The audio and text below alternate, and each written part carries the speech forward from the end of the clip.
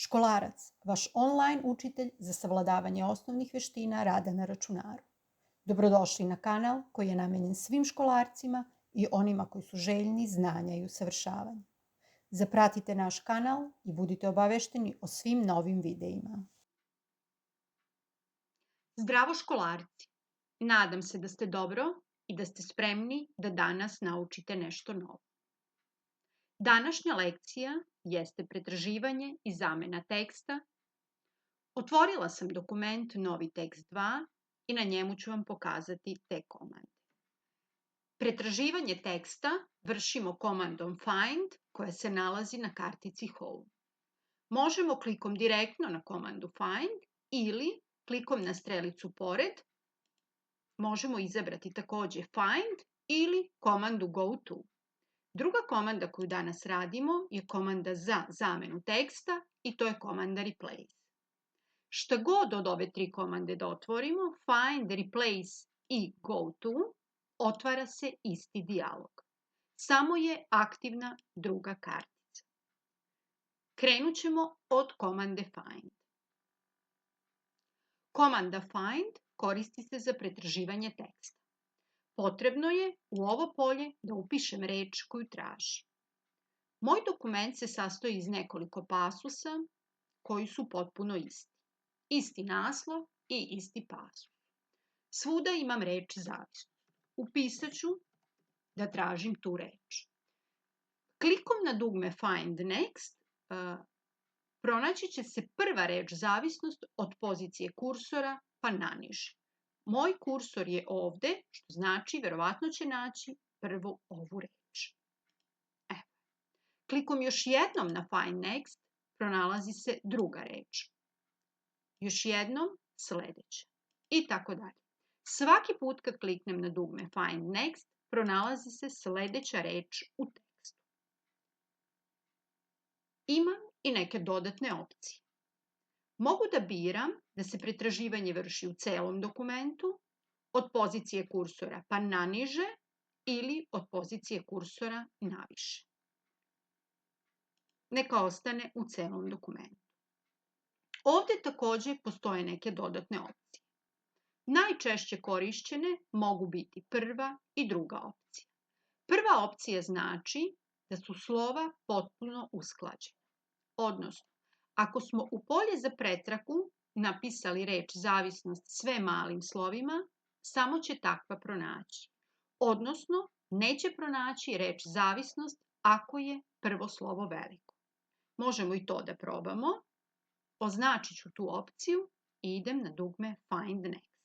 Pogledajte gde je sada nađena poslednja reč. Ovaj naslov je preskočen zato što je ovo slovo prvo veliko. Znači, nađena reč je sledeća reč sa malim slovom.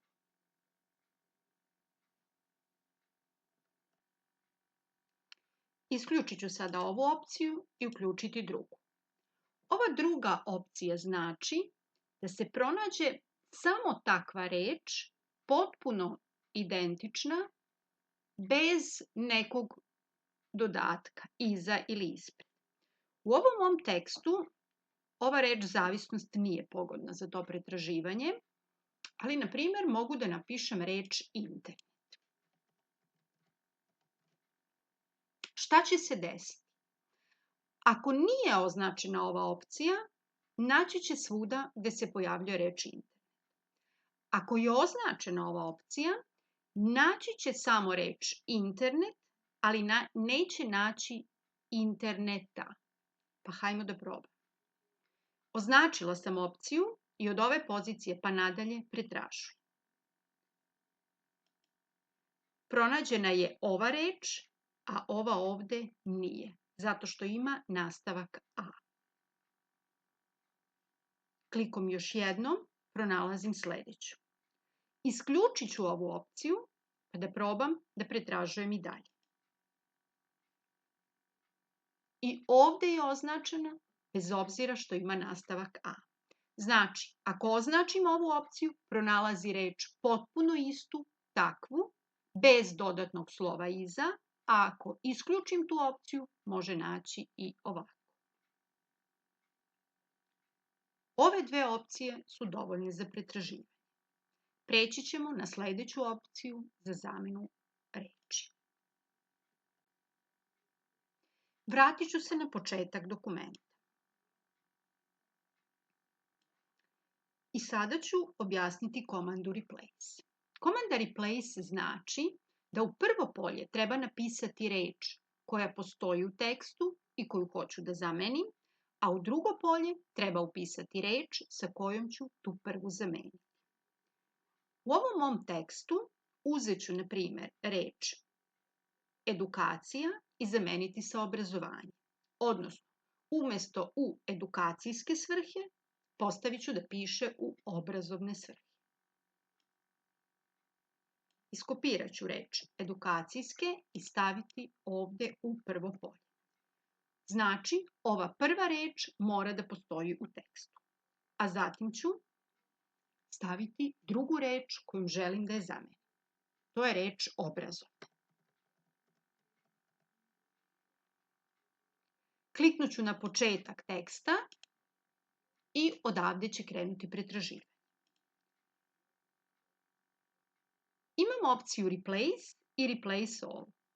Razlika je u tome što će replace zameniti samo na jednom mestu, a replace all će zameniti ovu reč svuda u tekstu. Što znači, ako je u tekstu ima 10 puta, na 10 mesta će ova reč biti zamenjena ovom drugom. To ću probati kasnije. Prvo ću vam pokazati komandu replace. Ona se koristi u kombinaciji sa komandom find next. Odnosno, klikom na dugme find next, prvo se pronalazi ta reč, a zatim, ukoliko želim da je zamenim, klikom na dugme replace je menjam. Znači, ovde više ne piše u edukacijske, nego u obrazovne svrhe. I posle toga, posle te zamene, pronađena je sledeća reč. Ukoliko želim da i nju zamenim, takođe mogu da kliknem na dugme replace, ona će se zameniti i pronaći će se sledeća ista takva reč. Ona će biti u sledećem pasu. Vratit ću se nazad da vidim. Evo, ovde je reč zamenjena i pronađena je sledeća. Ukoliko ovu ne želim da zamenim, klikom na dugme Find Next, samo ću je preskočiti. Vratit ću se opet nazad da vidim. Ovde je ostala stara reč edukacijske i pronađena je sledeća reč u sledećem pasu.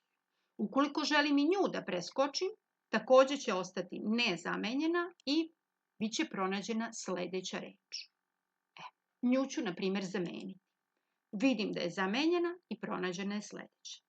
Znači, komanda replace i komanda find next se koriste zajedno. Komandom find next se pronalazi reč, a komandom replace se ta ista reč menja. Ovo se koristi kad ne želim da zamenim sva pojavljivanja ove reči u tekstu. Ukoliko želim da reči svuda zamenim, onda ću koristiti komandu replace all.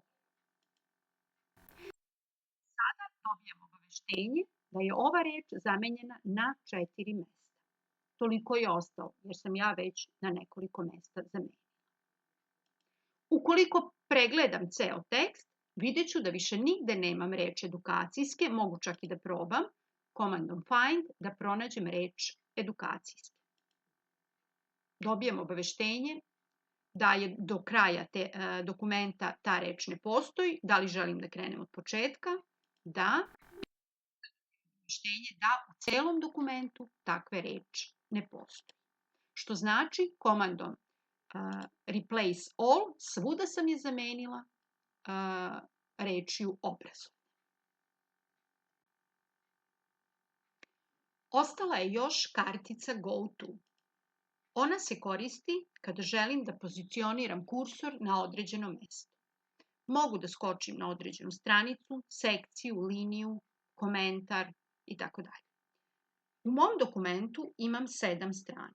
Trenutno je aktivna 6. Recimo, ako želim da pozicioniram kursor na 3. stranu, upišem broj 3 i izaberem page. Klikom na Go to, kursor se pomera na početak treće strane. Evo vidim da je treća strana aktivna. Hvala što ste gledali. Ako vam se dopao video, lajkujte, podelite ga i pretplatite se na Školarac za još korisnih tutoriala. Vidimo se u sledećem videu. Pozdrav!